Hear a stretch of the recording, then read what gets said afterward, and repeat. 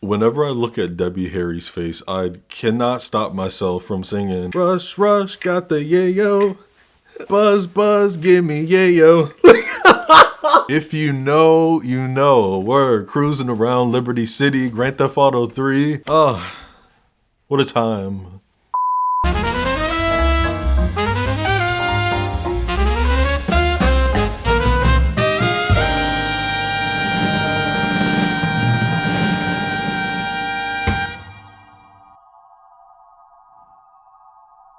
Videodrome is a 1983 Canadian sci-fi body horror, both directed and written by David Cronenberg. It stars James Woods, Sonia Smits, and musician Debbie Harry. On a $5.9 million budget, the film only made $2.1 million at the box office, bombing hard, and not only being the first film he had get backing from a major studio, but it was Cronenberg's biggest budget up until that time. I suppose I am in some strange midst of experimenting with throwing an oddball once a month on my channel. I had only seen this film once prior, and I was like, you know what? Let's buy the Blu-ray. Let's watch it again. Let's see. This film is about television, you know, and it's speaking volumes, no pun intended, about the rise of the digital age and social control, all in 83. Like, nephew, I need y'all to listen. David was warning us, folks. This story is about a morally questionable CEO of a television station who finds himself stumbling upon snuff films, and while attempting to dig deeper into these tape signals and its origins, gets plagued with these bizarre hallucinations and slowly starts losing his marbles. It's strange, it's psychosexual, it's slimy, it's hypnotic, and quite overlooked. Andy Warhol famously called this movie a Clockwork Orange of the 1980s. Wild statement, not gonna lie, wild thing to say. And if you haven't checked it out already, I did a video on A Clockwork Orange that you can watch after this. So get comfortable. You know, perhaps not too comfortable. You know, it's about to get weird. Grab your VHS players, leather whips, whatever kinky stuff you into, because we're about to enter the feverish world of Videodrome.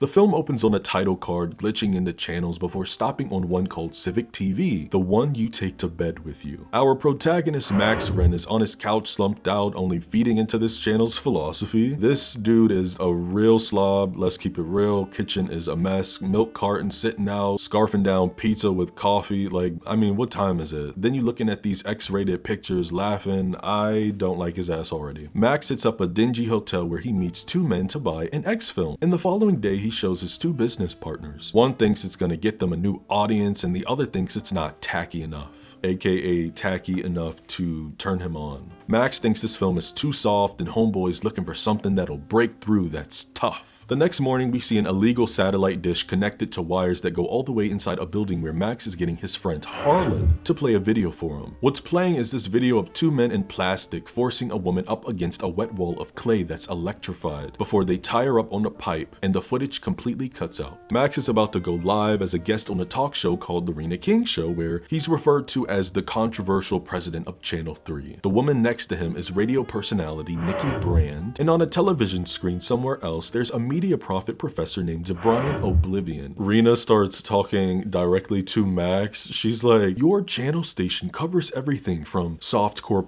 pornography to hardcore violence.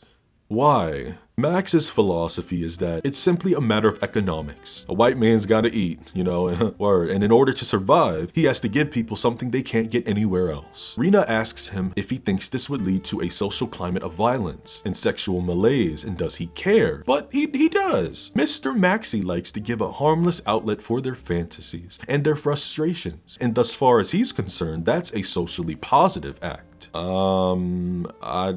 That's not how that works. Rena turns to Nikki asking what are her thoughts, and Nikki Ninja thinks we live in overstimulated times. We crave stimulation and we gorge ourselves on it. And I think that's bad. So then why did you wear that dress? What does that have to do with anything, bitch? Sorry? That dress, it's very stimulating, and it's red. Oh, God. In the middle of them taping this damn show, he asks Nikki out, like, Max, where's your media training at? Rena turns to the TV asking the professor if he thinks erotic TV shows and violent TV shows lead to desensitization. And Mr. Oblivion says the television screen has become the retina of the mind's eye. That's why he refuses to appear on television, except on television. Let it be known that Oblivion is not his real last name, but the name that he adopted. Rena asks Nikki if Max is a menace to society, and she's like, LOL, girl, I'm not sure, but he's certainly a menace to me. We cut back to Max hanging with Harlan watching this damn video, but only this time, instead of a woman, it's a black guy. Max is asking when the plot starts to kick in, but Harlan is like, LOL, there ain't no plot. What you talking about? It just goes on like that. Torture, mutilation. Harlan calls it sicko and for pervs, but Max thinks it's brilliant. You know, there's no production cost, and you can't take your eyes off it. It's incredibly realistic. Where do they get these actors? Oh, that's no. In the sense that, no. You know. Oh, babe,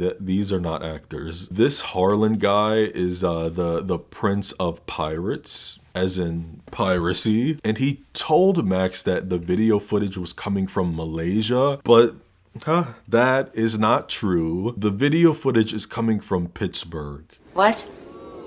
As in the USA. Nikki comes over Max is looking through his tapes, asking if he has any X films to get her in the mood. Then she lifts up a tape called Videodrome. What's this? Videodrome. Torture, murder. Sounds great. What in Caucasian hell? She is immediately like transfixed, you know, by this woman getting tortured, saying it turns her. I don't know, y'all. I don't know. Take out your Swiss Army knife and cut me here, just a little. Miss Jackson. Looks like somebody's beat me to it. Nikki wonders how you get to be a contestant, and Max is unsure, but nobody ever comes back next week, so that should tell you everything. He starts pressing about the scars on her shoulder, which Nikki says that a friend gave to her, and he is confusion, as we all are. Then Nikki asks Max if he wants to try a few things. We cut to later on, no pun intended, where Videodrome is still playing, and both Max and Nikki are on the ground nude. Max is puncturing the inside of her ear with a pen, following that up with licking it. What the f is going on? Then he punctures the other and the camera eases in as they make out. But when we pull back, they're in a different room on a glossy black mat in a red room. Oh, not this. The lights start coming up and we see it's the Videodrome room. The next day, Max comes into work late and his receptionist, Bridie, tells him a woman named Masha has been in his office all morning waiting. This woman shows him some vintage artsy-fartsy clips for his show, but Max tells Masha he's looking for something a little more contemporary. You know, something that's gonna show people what's really going on under the sheets. This stuff is too naive. He asks her if she knows what Videodrome is, and no, she doesn't. It's just torture and murder. No plot, no characters. Very, very realistic. I think it's what's next. And God help us. That night, Nikki tells Max she's going out of town for a week, and you know where she's going. LA. Pittsburgh. Nikki's gonna audition because in her words, I was made for that show. Then Max gets in her face demanding that she stay away from those mondo weird video guys with their unsavory connections because they play rough. Do you understand me? Sounds like a challenge. Yeah, she's a lost cause, bud. Nick tells Max, this is not a game, boy. The next day while Max is having lunch with Masha, bro is having flashbacks and homegirl asks if he has a hangover. He's like, no, I was up all night watching TV. When he asks Masha if she's looked into Pittsburgh, she starts telling him that Videodrome is something that needs to be left alone because it's not for public consumption. She thinks it's dangerous. Max is like, what, you mean the mafia? But no, it's more political than that. She tells him that this is not acting, and of course he calls BS. Max questions why not just fake it because it's easier, but Videodrome has something that he doesn't, a philosophy, and that makes it dangerous. When he asks what philosophy, following up with requesting a name he can talk to, Marsha's like, oh Max, you're gonna have to be very nice to me for this. Huh? And he's like, okay, maybe we can take a shower together sometime. Masha chuckles, saying, I'm sure you would be very beautiful. But you're a little older than I prefer. Thank you so much.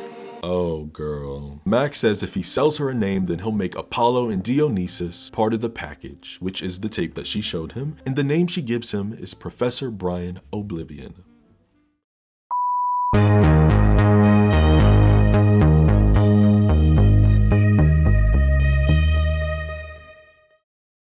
Max visits what appears to be some type of homeless shelter, but inside there are these cubicle-like setups where everyone has a TV in front of them. We meet Bianca Oblivion, Professor's daughter, and Max introduces himself saying he wants to speak with Brian about a twisted video he may not be aware of. Bianca takes him up to his office, but he's not there. There's a video camera in front of his desk, and over his office, a large window where he oversees these little ghetto cubicles. Miss Bianca is her father's screen, if you will. I guess he don't like face-to-face conversations. Bianca reveals that her father has not engaged in conversation for at least 20 years, and that the monologue is his preferred mode of discourse. When Max brings up Videodrome, Bianca says she knows nothing about it. And that's pretty much all that's said before he dismisses himself. Boring! That night, this buster is once again watching the damn tape while voices of everyone around him start playing in his head. You're gonna die in 7 days. He then unwraps cream paper that was inside a leather case where there's a gun. Now, what the f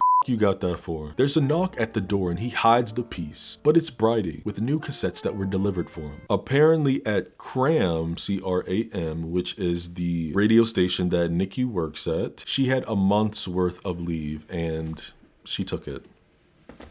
That's when Bridie opens up the VHS and Max starts spazzing out like, "Don't touch that!"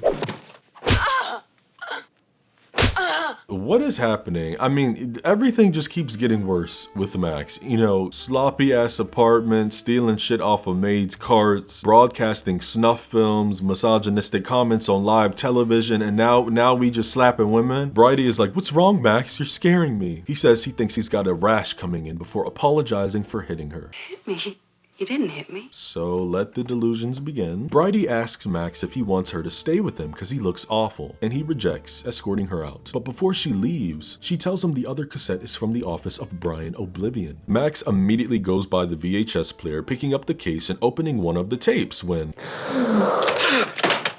Hey yo, what the fuck? Go to bed. Go. It's time to go to bed. He kicks the tape to see if it moves, shakes it a little, but nothing happens. So screw it, bump the tape. Brian Oblivion appears, talking more bullshit about the battle for the mind of North America being fought in the video arena, and how the television screen is the retina of the mind, blah, blah, blah. You pretentious bitch. He says the television screen is part of the physical structure of the brain, and whatever appears on the television screen emerges as an experience for those who watch it. Therefore, television is reality, right? And reality is less than television. You see where I'm going?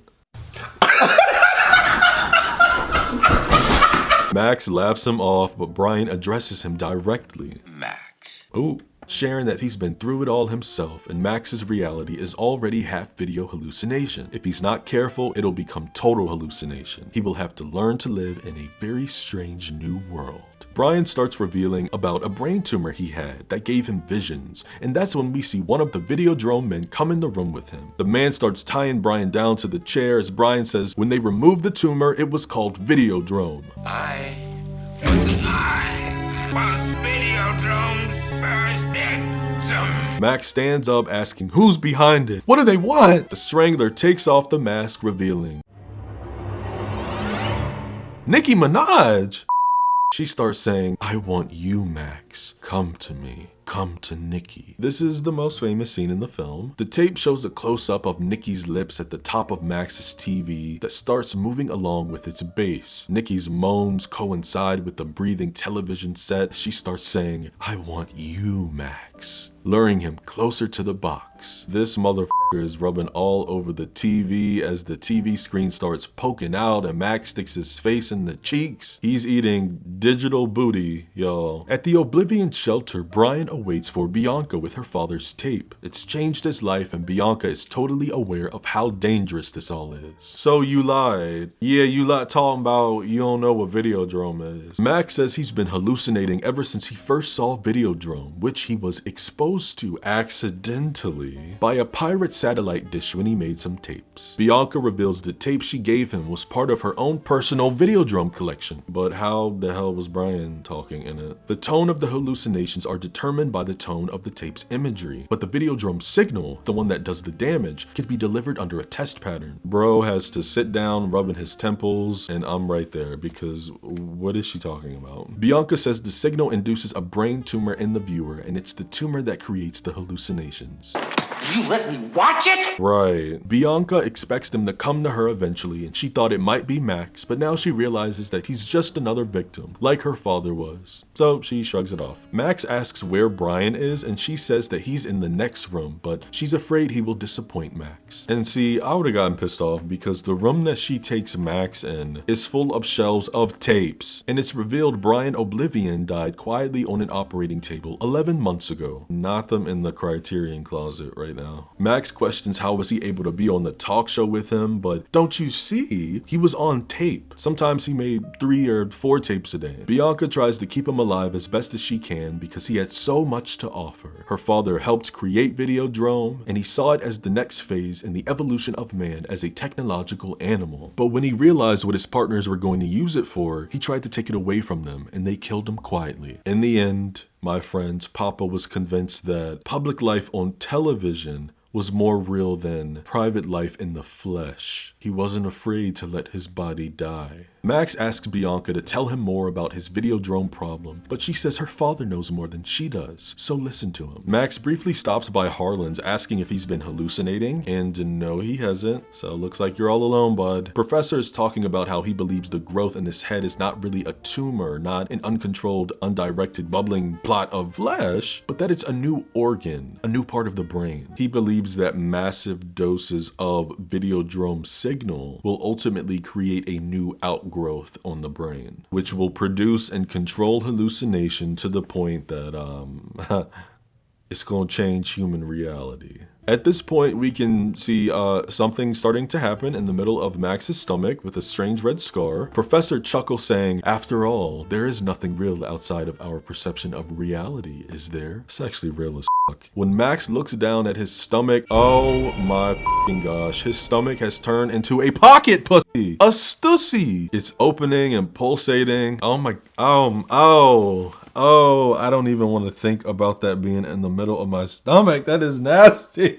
Bro is holding his pistol to it and he ends up dropping it, digging inside to get it out, but womp womp, his hand is now stuck. When he gets it out and looks back down, there's no scar, but his gun is nowhere to be found. The phone rings and it's a man named Barry Convex who'd like to talk to Max about Videodrome, and he's got a car waiting downstairs for him.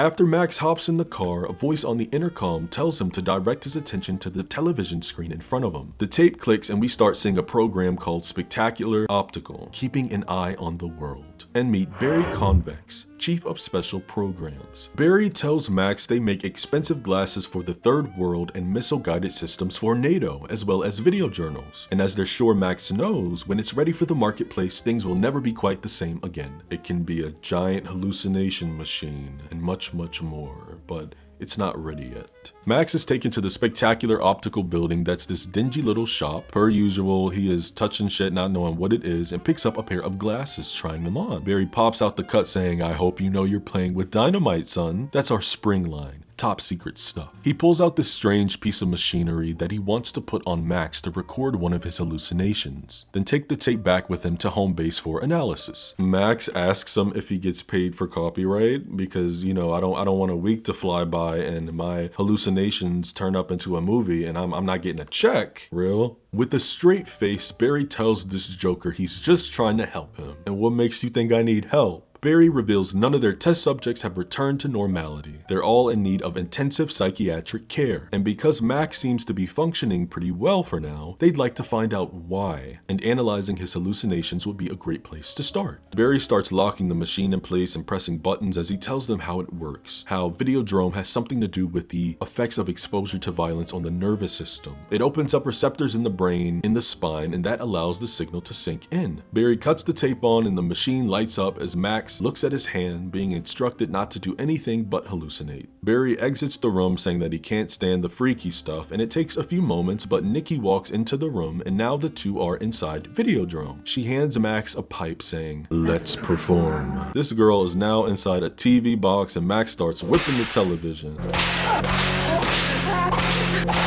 Who the hell, who comes up with this shit? What kind of drugs are you taking, David? When the camera pulls back, it's not Nikki on the TV anymore, it's Masha. Max wakes up on his couch, TV is static, and there's a body next to him under the covers. Who the hell is that?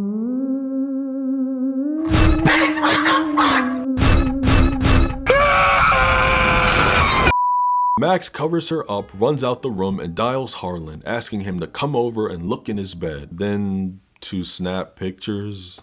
What? As you suspect, when Harlan goes in there, he sees nothing. Max starts screaming at him about Videodrome and persuades Harlan to meet him in his office in an hour. Turns out there was no Videodrome transmission the prior night, and also Max was not on the show, being a little BDSM star. That's when Harlan opens the office door, revealing Barry. All this was pre-planned, a setup for Max to watch the tape. Barry starts questioning Max why he'd watch it in the first place, and Max says, business reasons. Mixed Barry is like, when are you gonna admit that you get your kicks out of torture and murder? Then Max starts screaming in his face that they killed Professor Oblivion, asking if he enjoyed that. Harlan thinks North America is getting soft and the rest of the world is getting tough. We are entering savage new times and we're gonna have to be pure and direct and strong if we're gonna survive them. Max and his little cesspool television station and his people who wallow around it and his viewers who watch Max do it, god damn that was a mouthful, are riding us all away from the inside, and these wee-wees intend to stop that rot. Barry says they're gonna start with channel 83. They're gonna use it for their first authentic transmissions of Videodrome. Max is trying to convince himself that, I'm just hallucinating. Right? These dingalings are not for real. Mixed Barry reminds him of his hallucinations that were recorded the other day, and he's ready for something new. Barry whips out a VHS tape that starts breathing. What do you want from me? I want you to open up, Max. Open up to me.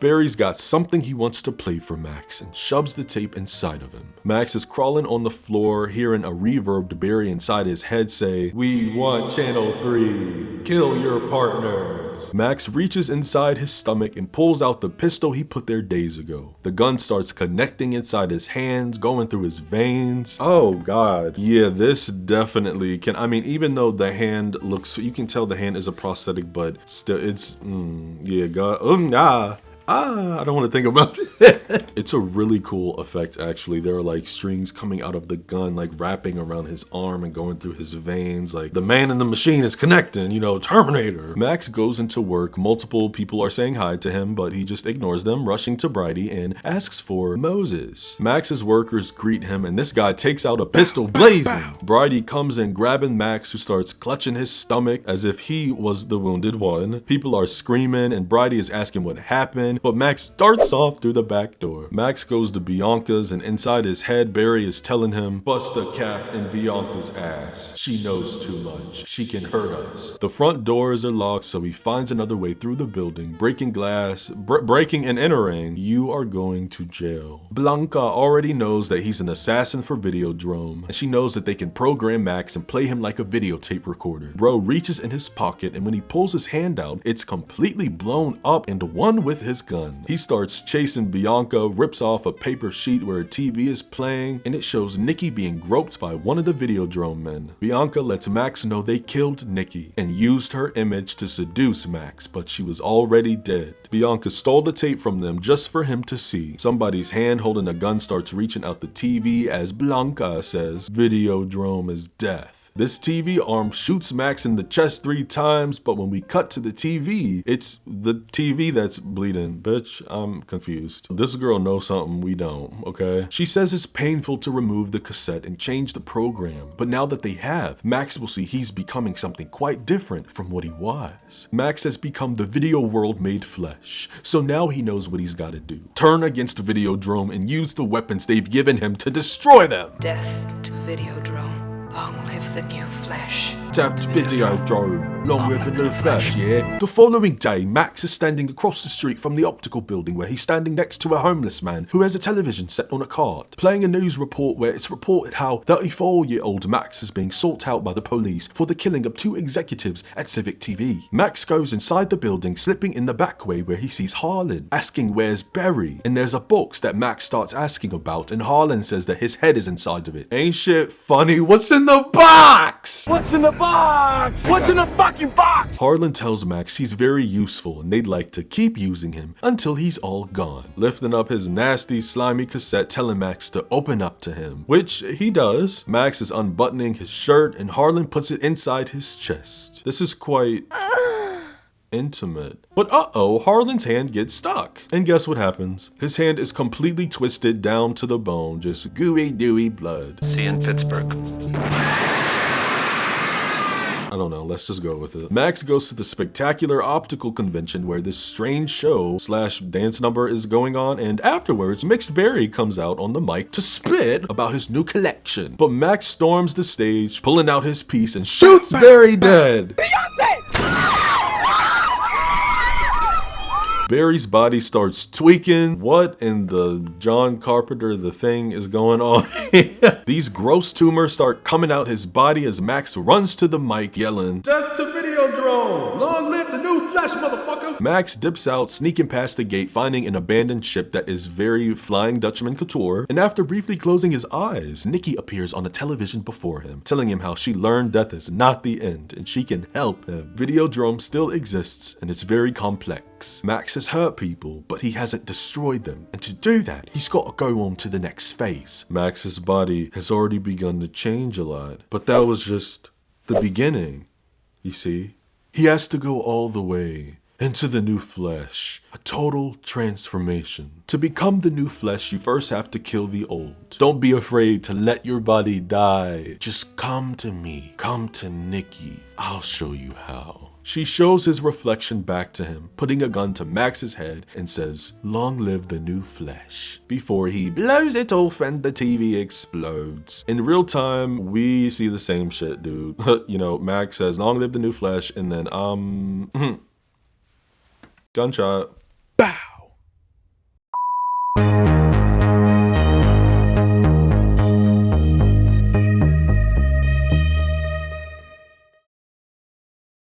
The question this feature plays with is, what if your television could control not only your mind, but your flesh? There is no argument whether or not TV has the ability to influence the population's minds, beliefs, and actions. I mean, hell, thousands of mundanes go lengths to alter their body based on what they see deemed to be appealing. But isn't appeal the fundamental currency of modern desire? If what's pushed in front of our eyes must be designed to appeal to a mass audience, then we, as viewers, conversely internalize that information as gospel, inevitably projecting those mediated standards of attractiveness and conduct onto our own real-world relationships and selves. What happens when media becomes the standard of appeal, though? Videodrome is such a vision of the digital age, portraying technology as a drug, an addiction. In the 80s, UHF television and VHS tapes were all the rage, a profound prophecy of modern media. And today, what is it? Niche, extreme content on the dark web? Streaming services? YouTube?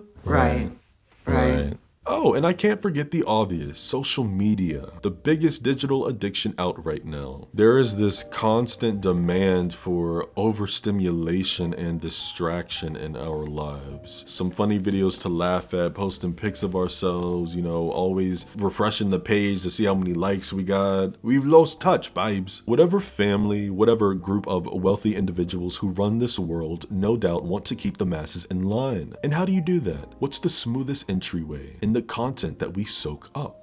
Thinking about all the subliminal messages that are injected, programmed inside children's films and TV shows make my head hurt. And you know, not everybody believes it. Maybe it's just a silly conspiracy theory, but come on, like let's not be naive. Children are always the first target because their brains are still developing. Like it's easier to push an agenda. The algorithms across these platforms are always cooking up something good. It knows what you want to see. It knows what you like. Or you'll be influenced by the public figures and celebrities you enjoy. Because if they like this product, so will you. You really need to be careful what you are consuming, and I'm not only talking physically, but metaphysically. I'll use music as an example because I think that it's the most popular form. Again, whether you want to believe it or not, music does have an effect on us. I've talked a little bit about this in other videos, but there are frequencies, there are,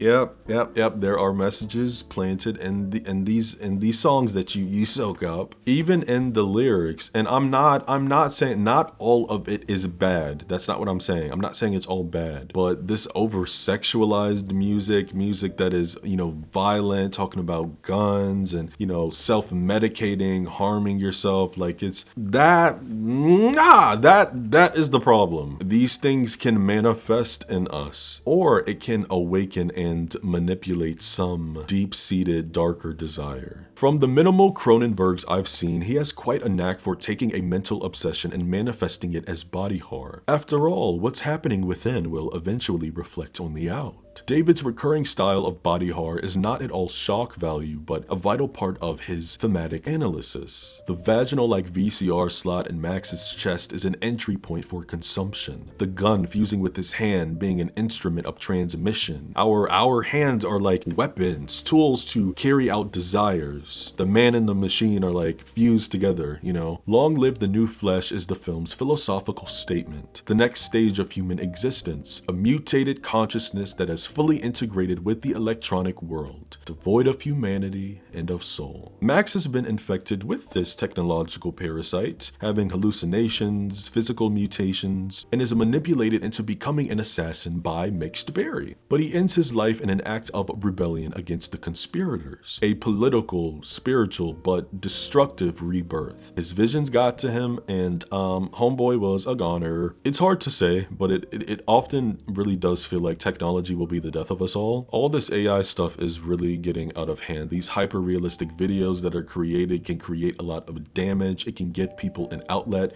to create some really disgusting and perverse media to potentially sell. Will technology consume us? Time will tell. Time will tell. The true horror of Videodrome lies not in its violence or effects, but in its ambiguity. Max Wren's demise into the static is not a tragic death, it is his ultimate communion. Cronenberg offers the paradox that the escape from consumerism isn't rejection, but total submission. A final, absolute freedom found only when the distinction between the viewer and the view is erased, and the signal becomes the soul. Brian Oblivion said that the television is the retina of the mind eye. So if that is true, perhaps the new flesh has already arrived, and we just haven't realized that we've been hallucinating our entire reality. What do you think about David Cronenberg's Videodrome? Have you ever seen it? Drop me a comment down below. If you're new here, subscribe. I would love to have you. Give your man a thumbs up, helps me out a lot. And if you're feeling extra froggy, turn on that bell notification so you don't miss a new video. In the meantime, my beautiful friends, please take breaks from your devices. I'm serious. We are only getting more and more detached from reality, okay? I hope your November is treating you kind, treating you well. I love you, and don't forget to take care of your mind take care of your body, and take care of your spirit.